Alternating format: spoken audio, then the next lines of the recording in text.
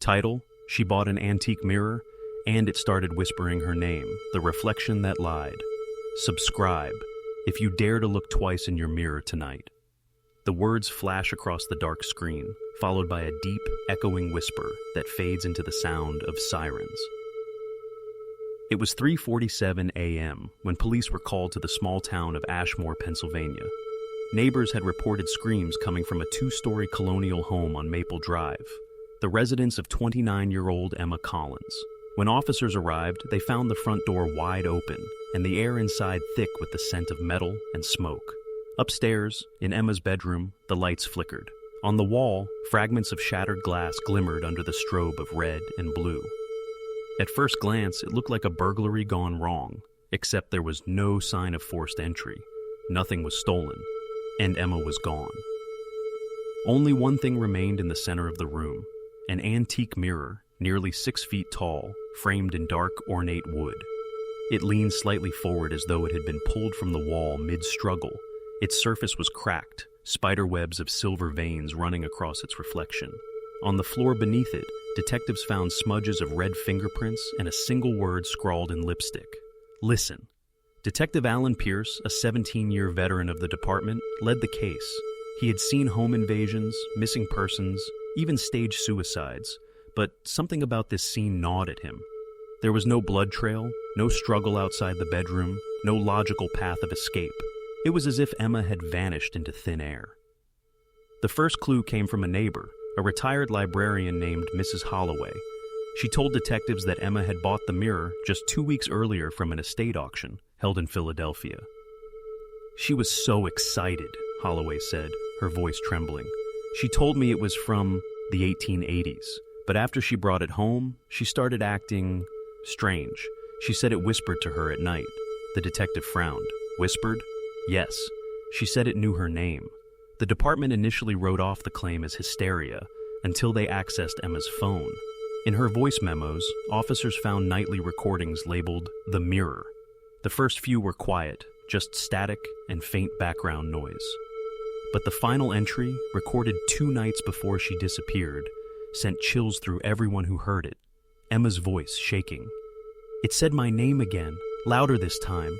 I smashed the clock because I thought that this ticking was making me hear things, but no. It's coming from inside the glass. I think there's something in there.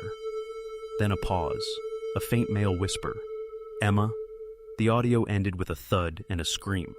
Forensics confirmed the mirror had traces of oxidized blood along the lower edge, old, as though embedded years before Emma ever owned it. The wooden frame had faint etchings, initials carved deeply into the underside, AL 1891. When detectives traced those initials through auction records, they discovered the mirror had belonged to a man named Arthur Leland, a wealthy industrialist from the late 19th century. According to historical archives, Leland's wife had been found dead in front of that very same mirror, throat slit, her reflection said to have been smiling even as her body was lifeless on the floor. The case was never solved. The antique dealer who sold Emma the mirror, a man named Victor Hayes, was brought in for questioning. His shop, Hayes Antiques Curiosities, sat wedged between 2 boarded-up buildings in the old district. He was polite, cooperative, and eerily calm. Yes, I remember her, Hayes said. She came in mid-September, paid cash, didn't even haggle. Did you tell her about the mirror's history, Pierce? He asked. I tell everyone the same story, that it's haunted by guilt, not ghosts. Meaning? Hayes smiled faintly. Every owner who's had it ends up missing. Someone they love, sometimes themselves. The statement was brushed off as folklore until detectives pulled a shocking pattern. The mirror had been resold 9 times in the past 50 years. Of the 9 owners, 6 were reported dead under unexplained circumstances. The remaining 3 had vanished completely. Pierce became obsessed. He drove to each known address, spoke to surviving family members, and pieced together a pattern. Every victim had either destroyed or tried to discard the mirror days before disappearing. Then came the twist. The mirror wasn't supposed to be at Hayes' shop. It was part of a police evidence lot that went missing from storage in 2003 after a case involving a woman named Claire Benton, found dead in front of her dressing mirror, identical in design. Pierce began to suspect that Hayes hadn't acquired the mirror legally. Meanwhile, new forensics from Emma's house revealed something strange. Behind the mirror, investigators found faint handprints pressed from inside the glass. Pierce ordered the mirror to be taken into evidence, but as it was being loaded into the van, an officer, rookie cop Daniel Marks, slipped on the porch steps, shattering one of the smaller shards from the mirror's edge. It landed face up on the ground. Later that night, Marks called Pierce in panic. "Detective, I think someone's in my house." Pierce demanded he stay calm. "What do you mean someone's in your house?" There's movement in the mirror, sir. It's not me, it's static." The call cut off. When officers arrived, Marks's apartment door was unlocked. The lights flickered. The same smell, metal and smoke. In the bathroom, the mirror above the sink was cracked, and a message had been written on the steam-fogged glass. "Listen." No sign of Marks, no forced entry, just silence. Detective Pierce stared at the word, his reflection trembling, and the broken shards. Then his phone buzzed. An anonymous text from an unknown number. It contained a photo of Emma Collins, standing in a dimly lit room, staring directly into the antique mirror. But the reflection behind her wasn't hers. It was his. The collector's secret. Detective Alan Pierce didn't sleep that night. The photo of Emma Collins, alive, staring into the antique mirror with his reflection behind her, looped in his mind like a fever dream. He stared at the image on his phone for hours, zooming in on every pixel. Metadata showed it had been taken 2 days ago, from an unregistered number traced to Philadelphia. That was impossible. Emma had been missing for nearly a week. By sunrise, Pierce was driving east, his siren silent, but his pulse pounding. He replayed every voice memo, every witness statement, every whisper from that house. He didn't believe in curses. He believed in people, in motives, lies, obsessions. And someone was using this mirror as a weapon. At 9:14 a.m., he arrived at the address tied to the phone's signal, an abandoned factory on the edge of the Delaware River. The building was skeletal, its brick walls collapsed inward, ivy crawling through shattered windows. The air was thick with rot and rain. Inside, sunlight streamed through the holes in the roof, cutting narrow beams across the dust. And there, beneath one of those beams, lay something that stopped him cold. A circle of mirrors, dozens of them, all sizes and shapes, standing, leaning, broken, each one angled toward the center of the floor. In that center was a single chair, and on the back of that chair hung a Polaroid photograph. Emma Collins, smiling faintly. The handwriting beneath it read, "She listens now." Pierce's stomach turned. He drew his weapon, voice low. "Emma?" His words echoed off the glass and returned softer, twisted. "Emma." He spun around. No one there. Only his reflection, multiplied 100 times. Then he saw movement. In one mirror, just to his left, the reflection didn't match his motion. He took a step forward. The reflection didn't. Instead, it leaned closer, its eyes hollow. He fired. The shot shattered the mirror into a storm of silver dust. When the shards settled, something caught his eye behind the broken frame. A narrow staircase leading down. Hidden. The basement was damp, windowless, and reeked of mildew. A single bulb flickered above a wooden table cluttered with antique restoration tools, chisels, brushes, old ledgers, and sitting neatly beside them, a collection of photographs, each one more chilling than the last. 9 portraits, 9 different people.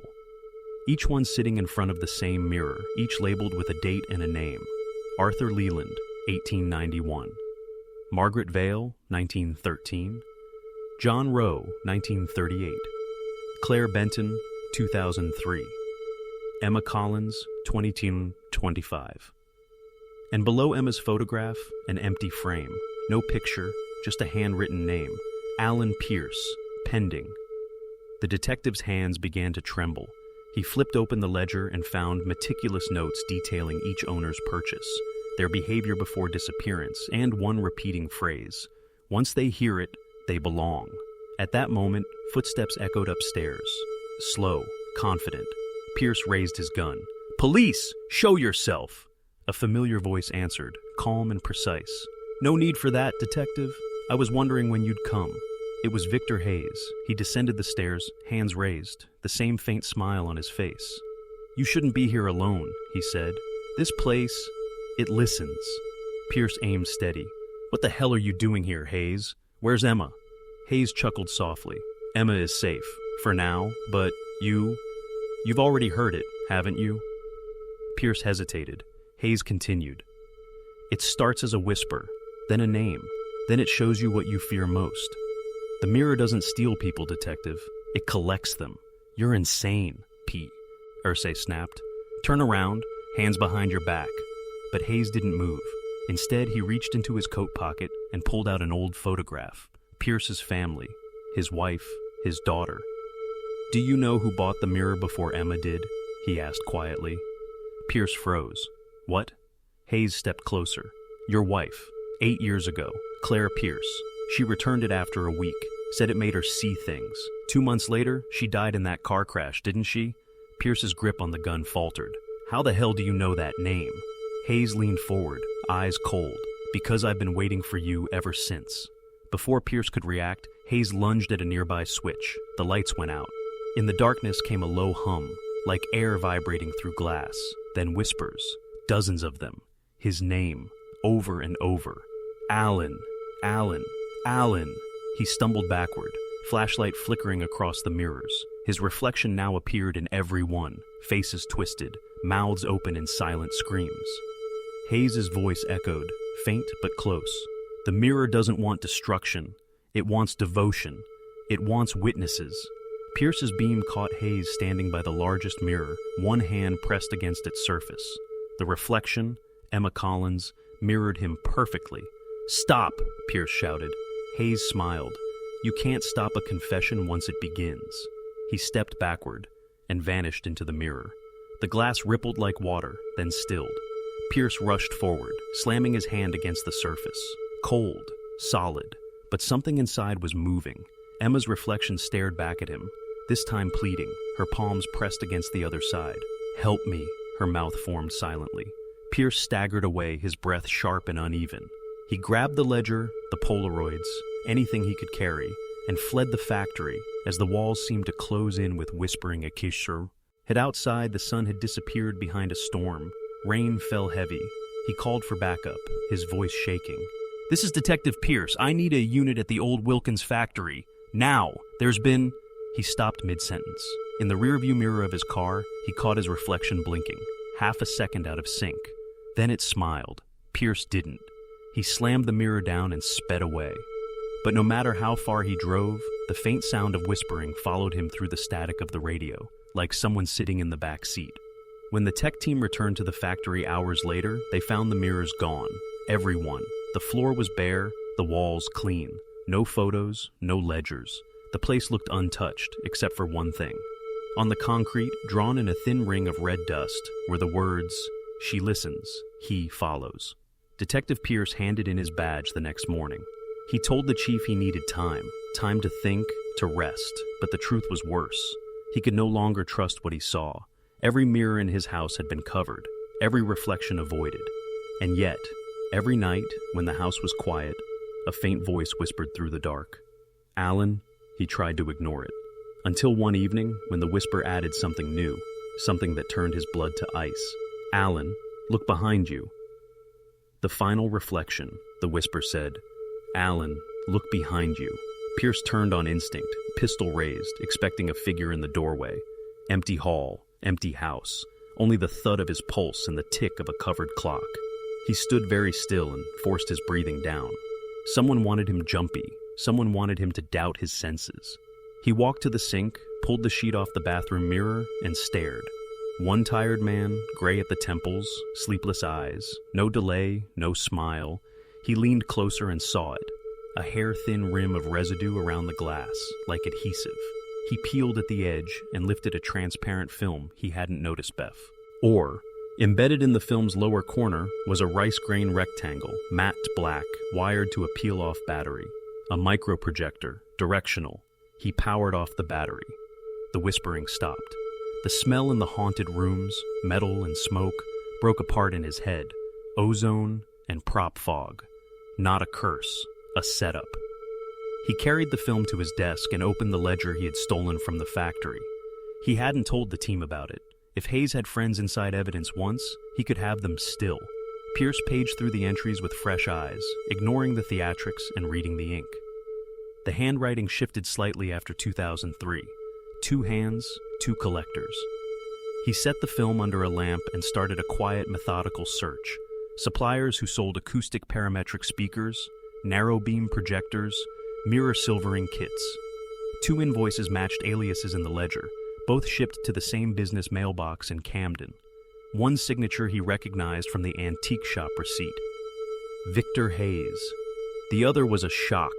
Daniel Marks. The rookie cop who vanished. Pierce's jaw tightened. The anonymous text with Emma's photo. The uncanny timing. The slip on the porch and the shard he conveniently took home. Not a victim, a partner. He slid the film into an evidence bag and drove without lights, phone off, through weather that blurred the city into a smear of headlights. Camden's storage district slept under sodium lamps, fences choked with kudzu, cameras blinking red. Box D17 belonged to Vantage Restorations, LLC. On paper, a legitimate antique glass restorer. In person, a rolled steel door with a fresh padlock.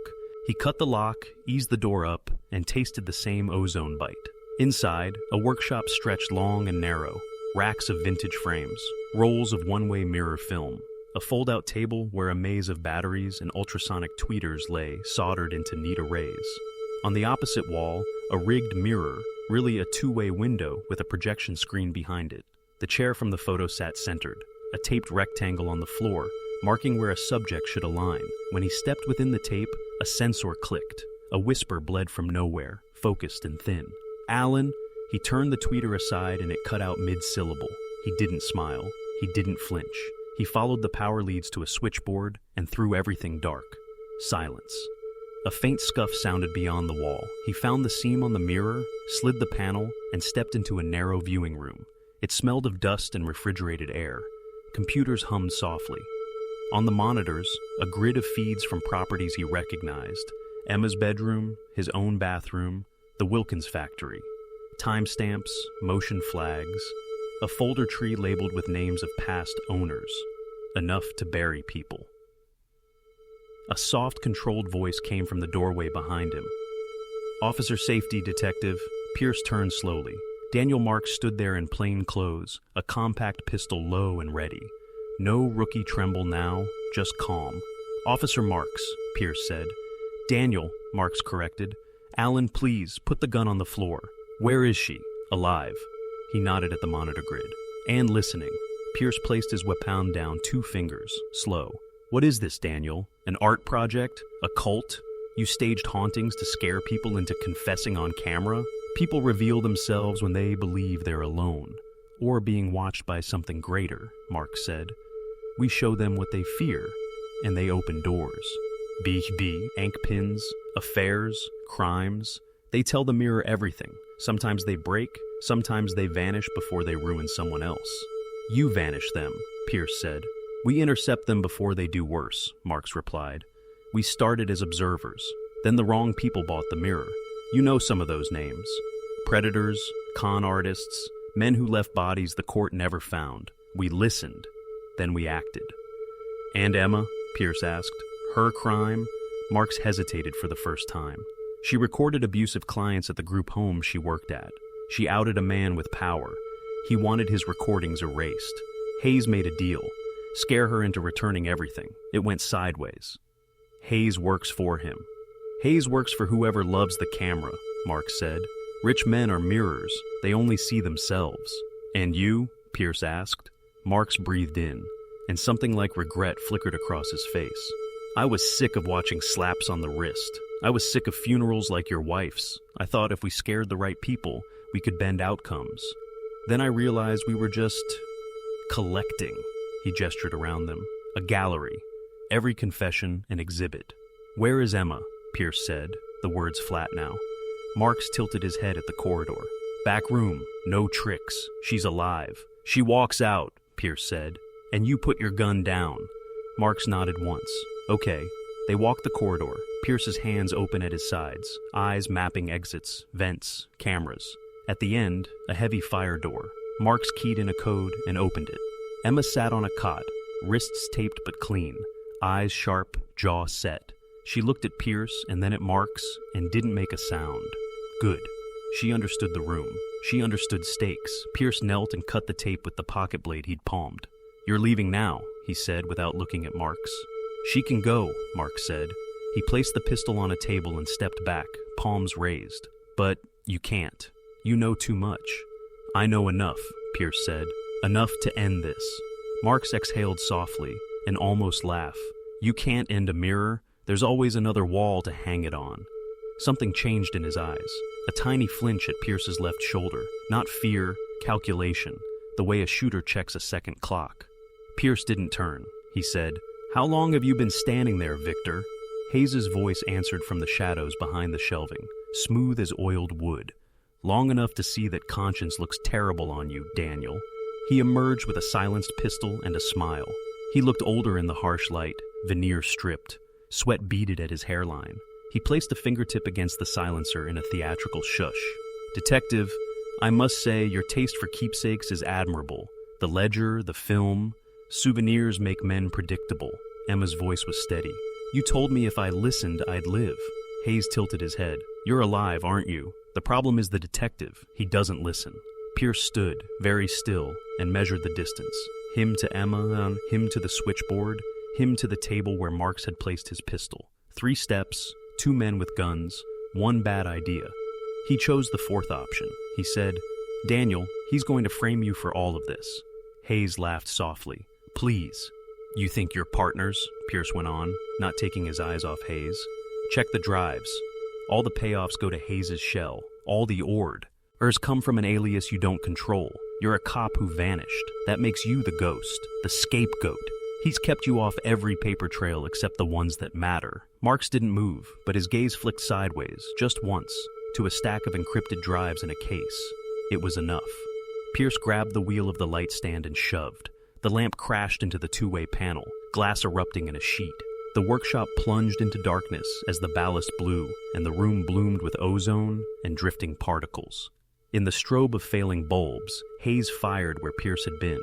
Marks flinched back, hand going not for his pistol, but for the case of drives. Pierce hit the switchboard he'd clocked earlier. Projectors howled alive in the corridor, directional whispers ricocheting like a crowd rushing the room. "Allen! Allen! Allen!"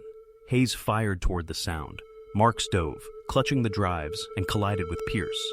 The 2 men hit the floor hard. The case skidded. Emma kicked it under the cot and hurled a stool at the shadow where Hayes moved. It shattered against a shelf. Hayes cursed, silhouette jerking. Pierce's hand found metal, the compact pistol Marks had set down, and he slid it to Emma.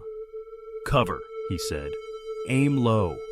She did, eyes iron. Sirens grew in the distance, not staged whispers, real. Pierce had tripped a silent call-out the moment he cut the lock. "Time to choose, Daniel," Hayes called over the hiss of a ruptured canister. Prop fog rolled across the floor, metallic and sweet. "With me or with the badge that buried you?" Marks rose, drives in hand, and for a second his face was clean of story. No cop, no ghost, just a man who had followed the wrong echo down the wrong hall. He spoke into the dark. "You don't get to collect me, Victor." The workshop door exploded inwards under the battering ram. Hayes ran for the rear exit. Pierce followed the silhouette through the fog.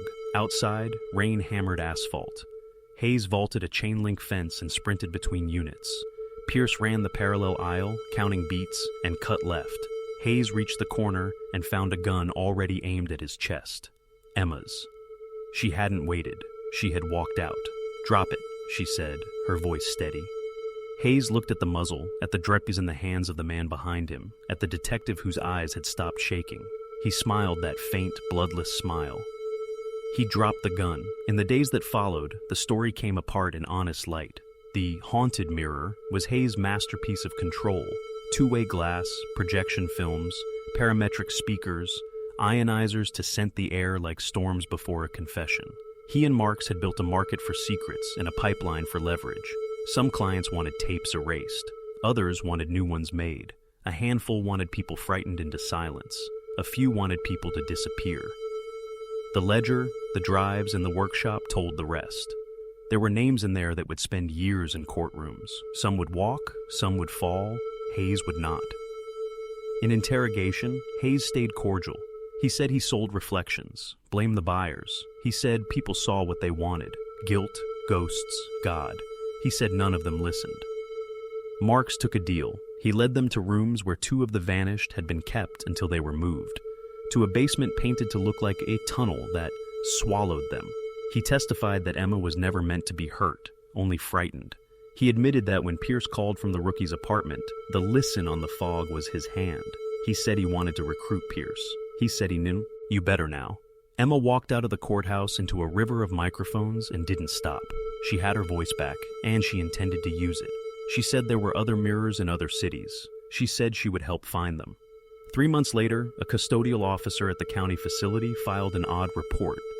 During Hayes' free period, the fogged shower glass in his block read, "Listen," when no one else was inside. A routine sweep of his cell found a flattened piece of projector film hidden under the mattress. The officer wrote that Hayes still smiled more than he spoke. That same week, a thumbnail video landed in the tips inbox of the department. No sender, a familiar chair, a familiar two-way panel, a new voice whispering from a tight beam. "Do you hear me?" Pierce played it twice, then a third time. He looked down at the drives they hadn't cracked and the list of shell companies they hadn't traced. He looked at the names that had stayed blurred. He understood that mirrors don't end when you break one. They scatter, they multiply. He stood, picked up his badge from the drawer, and clipped it back on. If you think this story was intense, you're not ready for the next one. Hit subscribe so you don't miss it.